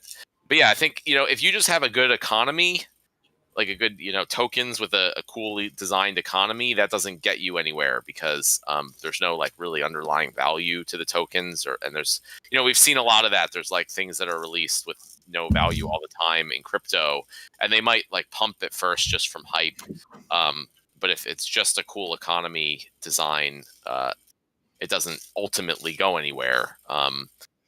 So I think like Agrod said, you need to have a really solid economy design, but it's all underpinned by a good game, because people enjoy good games, right? So people will put time and value into good game products, and that's where the good economy can take that and make it into an awesome crypto project. But then obviously, if there's no people, none of that matters at all. So that's why community is always super important. And here, especially in crypto, it's the situation, unlike traditional games or unlike traditional projects of any sort. In crypto, it's like, a rising tide lifts all shift mechanic. So, players are very highly incentivized to grow the game and grow the community. So the better the community is at doing that, the better and easier it will be for the game team and the product in general to be successful. So that was just basically a long-winded way of saying I agree with Agrod. Sweet. That's my favorite answer. Do you own any pets? If so, what kind and what are their names? I no longer own pets. I used to own 3 giant dogs. I no longer do. Matt? I have a dog and a cat. The dog's name is Finn and the cat's name is Kitty. That makes a lot of sense. All right. Kitty. Matt and Agrod, what is your economics background? I think you all have done a great job so far. And with land coming, I'm curious if you felt the need to bring in any additional economists to the team. You go first. So I don't have I didn't study economics specifically or anything, but I have a background in computer science and mathematics, and I worked doing real money game design for many years before Splinterlands and before crypto. So, designing sweepstakes-based gaming, loyalty-based gaming, to a lesser degree, actually, gambling gaming. But that all led really nicely into Splinterlands. But that being said, that is one area of the team that we haven't really expanded on yet. It's sort of a difficult thing to find because there's game economy designer is not a common job profession. But I do, it would be great to have more people on that team. So I always think about, so I'm a PhD chemist and my advisor was a PhD chemist that came out of MIT. And MIT sometimes produces some, it's either condescending or egotistical or something. That there's an attitude that comes with MIT created scientists, is my experience. And he had a phrase or something like, any chemist worth their salt, if they really wanted to, could go spend a year and get the PhD in economics. And I don't think that I agree with him that strongly. But a lot of the skill sets that overlap, understanding limiting reagents in particular, I think also goes back to economy design, because a lot of this comes down to scarcity and levers and equilibrium, and those kinds of concepts are not just bound to economics, but they overlap very well with chemistry. And there's a lot of that mathematics background that goes into both. So I don't necessarily know. I took a limited amount of economics in college, and I was bored out of my mind. A lot of it just felt like really basic stuff. If you produce a lot of things, they may not have as much value if the demand isn't there. I didn't need a whole college course on that. So anyways, I don't have a formal economics background, but certainly looking at game economies and cryptocurrencies, investing, trading, and doing system design, those are things that are just kind of skills that you have to develop along the way, and you kind of get a sense of what works and what doesn't. Okay, we have 10 minutes left, so let's go open up questions, and then basically we'll shut it down almost as soon as we do, because we're going to run out of time here. So the first part of this is the town hall, where we just talk as a company. The second part is where we answer questions from players that have been previously put into chat. And the third part of this is we just take whatever questions are live. So if you guys have questions, now's the time to go put them in. So Zergin Gamer asks, can we get a level selector in the card sales and rentals? I don't want to see all the level ones when I want a higher level. Isn't that already there? There's a level filter, unless I'm misunderstanding. But on the market page, there's a level filter. There you go. How come maybe, we never? Maybe it's with the drill down, like when you click on a specific card. I think that if that makes more sense to the question. So in that case, I agree. That's a good feedback item. Yeah, I guess let's go put that onto feedback.splinterlands.com, and the guys will prioritize that as one of the quality of life features. UnitQM is asking, how come we never see Clove on Town Hall? Is she on the team? If that's a question for me. But yeah, Clove is, I don't know if there's a term, but like a promotional, liaison. Is that a good term for it? Sure. I wouldn't be opposed to having her on the town hall at one time. Yeah, she would be welcome. Question: will the level of monsters working the land be hindered by the level of buildings or by the level of summoner also on the land? For example, if I have a max level common monster, can I use him if I only have a level 1 summoner or a level 1 mine? I'll say it's TBD. But generally, that's how I would try to do things. I mean, just real quick, like why we can't say a lot of this stuff for sure, because honestly, like when you get into the details of designing all this stuff, so many things come up that you didn't think of beforehand that you might end up needing to change how that works. So that's generally how I would plan to do these things, that it's sort of limited by the summoner or other factors.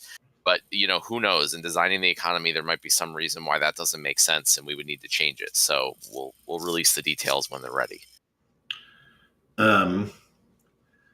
Just for the record, I want to state that I'm a big fan of that concept, and like my hope and not promise is that if you have low level stuff, you can have high level stuff on it, but it gets nerfed down.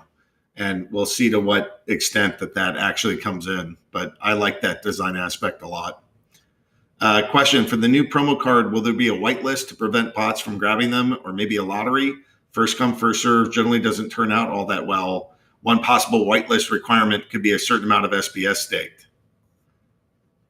Maybe, I don't know. We're still working on the details of that, which is why the post is not out yet with all the details. But we also have some outside requirements from the groups that we're working with for this, that we can't be as free to do whatever we want as we can with things that only involve Splinterlands. Clay's asking, can I pre-order my Waka card for 1.5 times the price? That's not currently built in. Melkor is asking, am I the main boss for Boss Monster? I don't think so. I did buy the boss monster, and I'm so stoked to be a boss. You guys have been like beating me up for 4 years. I can't wait to be out there like swinging back at you finally. So we'll see. But I don't envision myself. Actually, the guy that I see as the main boss is Neoxian or Neozion. I think he's going to be our boss monster, or the final boss monster of that. Well, the final boss monster of the starting boss monsters there. Can you give a rough count of vouchers or SPS needed for that Waka card? We'll have that released, I think you said next week. Is that right? Yeah, but we did give a rough estimate. It was said, I think Chatter said it was in the hundreds of vouchers and in the thousands of SPS. And honestly, generally it was just we'll make the post with the information when it's ready. But there was you guys got a preview on the town hall, that's coming, and that will be required. Can we have a button to cancel all rental cards and delegated cards at the same time? Yeah, I guess. I mean, I kind of generally look to sites like Peak Monsters to provide those extra, benefits and buttons. But it's something that can be added to the feedback list. Yep. Who could we send sticker designs to? Maybe y'all can do that for merch. Maybe Nate. What is it? creative@splinterlands.com or create@splinterlands.com. Yeah, that could work. Yeah, create. Right. create@splinterlands.com.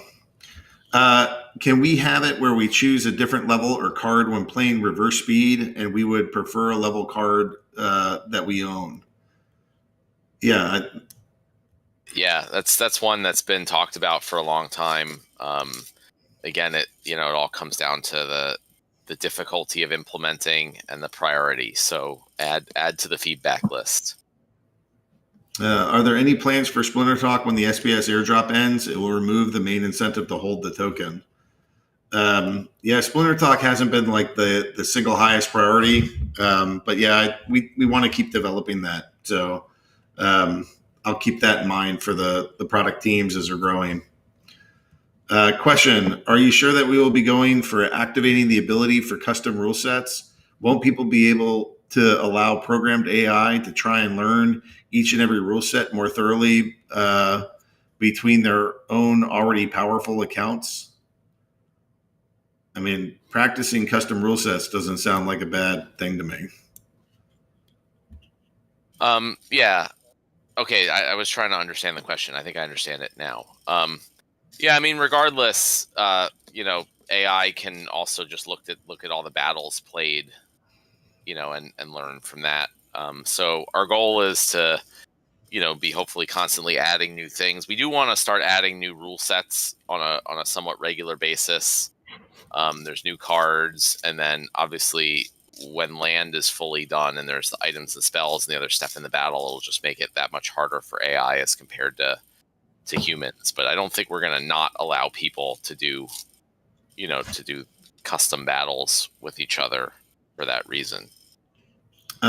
Question: will there be a feature on land specific to a summoner, maybe to run into a dungeon and find chests? I'm not sure about running into a dungeon, but boss fights are kind of like a land thing with rewards. Hopefully there's lots of like game modes that come through land. So let's get land out, and then we can worry about the game modes of them. But those are still a little bit down the road.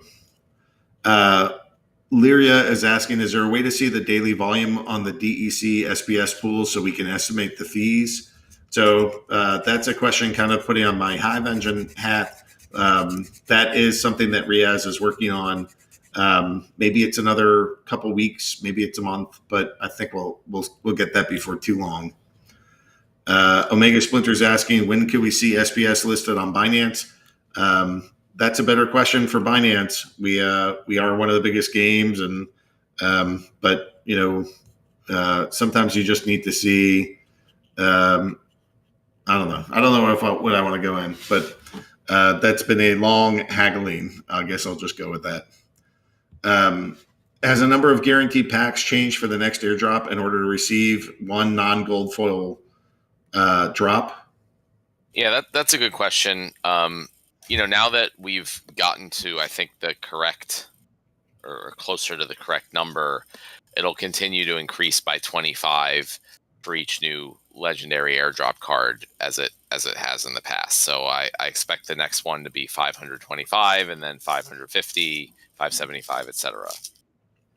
EVT is asking, question: could the homepage revamp be outsourced fairly easily to a top pro standard, at least for design stage, can then be built in-house quicker when the time is available? Possibly. I don't know.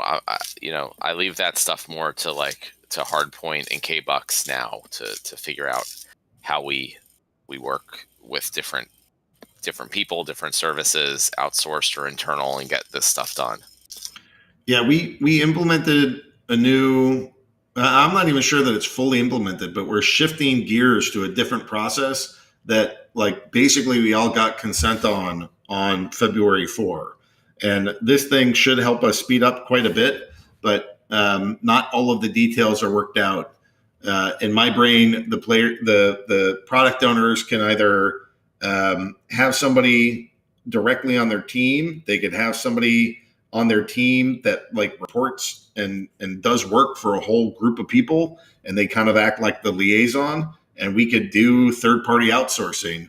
And a lot of that's up to the product owners on the product teams to go figure out, what do they need and how do you get it done as quickly as you can to the standards that we set So my answer is I think we could see some third-party developers and some third-party contractors come in and help us and speed up where, if we haven't been able to hire for some roles, we could outsource a bit. I will say that at a high level, we have recently hired a UX manager. We do have existing UX. We have some UI. And at a high level, the UX is being looked at. I mean, the homepage is something we want to revamp, and we are looking at that. It was mentioned earlier about adding, I've had discussions with Liam and Hardpoint about the homepage and having more of a marketing presence. I think the concern at the time was, well, how many veteran experienced players are looking at the homepage? That's not probably where they're looking. They're probably got the battle screen bookmark. They're skipping the homepage entirely. So it's not the ideal place to have very vital, important news, but it is a place that we do want to put it in, and we are.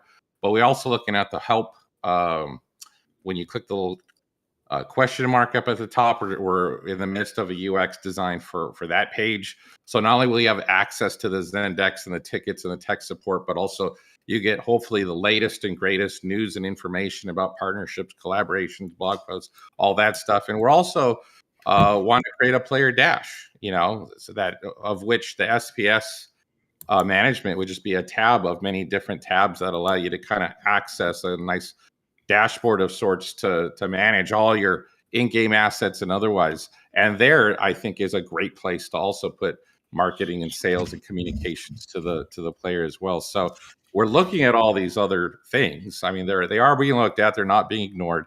Right now, they're at a high level UX-wise as we figure out the player journey and where we want to go with that stuff. But it is something that's happening. So as far as devoting more resources to it, and when is that going to happen? That's something that Agrod and Matt have already touched upon. The last question I want to answer is from DreamRider 007. So GameStop just announced an NFT marketplace that will run on Immutable X, new exchange. The exchange will allow games to trade NFTs for many games. Microsoft just bought out Activision Blizzard, and their crypto founder at Microsoft just tweeted about GameStop. This will be a huge market with hundreds of millions of gamers on it. Is anyone from Splinterlands reaching out to them to be a first mover and leverage our position as a #1 DApp radar crypto game? So I can tell you that I talked to some of the biggest companies in the world and senior leadership of them. I'm not ready to talk about every single company that I speak with, but we're not just going to be like high five, everybody else can build it. In part because I have thoughts that a lot of the approaches that other teams are taking aren't going to be long-term sustainable or be able to handle the kind of transaction volume of millions of people. So I think we're in a strong position with the approach that we're taking and some of the partnerships and conversations that we're having. So, I would love to be more public, but these things usually require NDAs and confidentiality until the last minute that they're released. But I want you guys to have some faith that I'm working with some of the biggest companies in the world that are looking to figure out how they get into this space and how they build here, and whether it's marketplaces or games or how they get giant brands into the ecosystem and how they can service millions of people, which I don't know. It doesn't, when I think about some of these other chains and other projects, some of them have made a bunch more money than us, but I don't always think like, hey, they're going to be able to sustain the mainstream numbers of people that I think we are building towards. So we'll see if that pans out right, but that's my leading thought that, and I've actually heard that reflected by a number of pretty big and well-funded companies. So those are my thoughts, and that's part of what I'm trying to do here is build the biggest partnerships and the biggest opportunities for this game as we can. And I look forward to sort of talking about, what we've been doing over the last little bit here and with those big companies. All right. So we're 5 minutes over. I guess, is there anybody that has some sort of last minute thoughts on the team that they want to share before we dip out of here for the night? I think a question earlier was about the voucher store, and yeah, if you guys look at that screenshot that was shared earlier, there's a tab called Premium, and everything's TBD. It may not stay there, and it may not be it, but my intention when the UI was designed was to make a place for what will eventually be what is being called the voucher store right now. And there's a lot of cool ideas being bounced around. So, as we talk about Waka and the value of vouchers and SPS, just know the intention, the plan that is always subject to change is that there will be something cool coming down eventually that will always allow for that constant need and desire to have vouchers. You'll never have enough. So just want to throw that in there, not financial advice. All right. Well, guys, it's an absolute pleasure to serve. It's fantastic to work with this community, to be able to spread our values of peace, prosperity, and freedom in the products that we do. We try to make it so that all the people that are touching our ecosystem leave with actual ownership, leave with friendship, leave with entertainment, and that you are better off for having interacted with our ecosystem than have not. So I am grateful to the employees that help build out these games and this vision. I'm grateful to the community that help us grow literally every little piece of what we're doing. This would be impossible without the guys buying the cards and playing the games. And I'm thankful to these big corporations and partners that are spending their time talking with us and thinking through how can they engage our ecosystem and how can they grow with us and build with us and do new things with us. And I'm pretty excited for where we're going. So with that, I'm going to wish you all a wonderful night. Thanks for joining us on a Wednesday rather than a Friday. We're going to stick with this going forward for a while. And I don't know, we'll be back next week at 10 a.m. This same Wednesday, Eastern Standard Time. So a week from now, minus 12 hours. And pretty excited to be back and telling you guys about all the new developments and what we're working on. So with that, I'll say good night and thanks for being here, everybody.